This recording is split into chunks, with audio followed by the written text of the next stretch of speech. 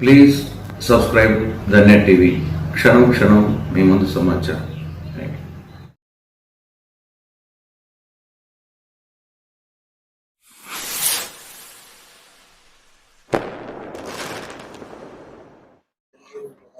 ప్రొద్దుటూరు ప్రజలందరికీ నమస్కారం.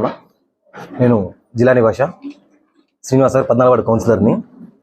ఈరోజు మాకు మున్సిపల్ కౌన్సిల్ హాల్లో సమావేశం జరిగింది. ఈ సమావేశంలో ఒక మంచి చారిత్రాత్మకమైనటువంటి ఒక ఘట్టం జరిగింది. ఈరోజు మా మున్సిపల్ చైర్మన్ గారు భీమపల్లి లక్ష్మీదేవి గారు ఈరోజు గైర్హాజరైనారు.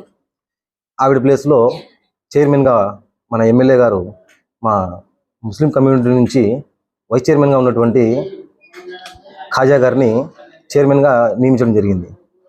ఈ స్పెసిఫిక్గా ఇది చారిత్రాత్మక ఘట్టం అని ఎందుకు చెప్తున్నామంటే, మనకి ఇద్దరు వైస్ చైర్మన్ ఉన్నారు. ఒకరు బంగారెడ్డి గారు, ఒకరు ఖాజా గారు. బంగారెడ్డి గారు వచ్చేసి ఆల్రెడీ మన ఎమ్మెల్యే గారికి బావమరిది. అయినా సరే ఆయనకు ఈ చైర్మన్ సీట్లో కూర్చోబెట్టకుండా మా ముస్లిం కమ్యూనిటీకి సంబంధించి మా మీద ఉన్నటువంటి ప్రేమ అనేది ఆయన ఈరోజు బయటకు వ్యక్తపరిచి ఆయనకి మనసులో ఎంత ప్రేమ ఉంది అనేది ఆయనను ఖాజాని తీసుకెళ్ళి చైర్మన్ చైర్లో కూర్చోబెట్టడం వల్ల మొత్తం మన ముస్లిం కమ్యూనిటీ మీద, మా పార్టీకి కానీ మా ఎమ్మెల్యే గారు కానీ ఉన్నటువంటి ప్రేమ అనేది మొత్తం ప్రజలందరికీ ఈ రకంగా తెలియపరచడం జరిగింది.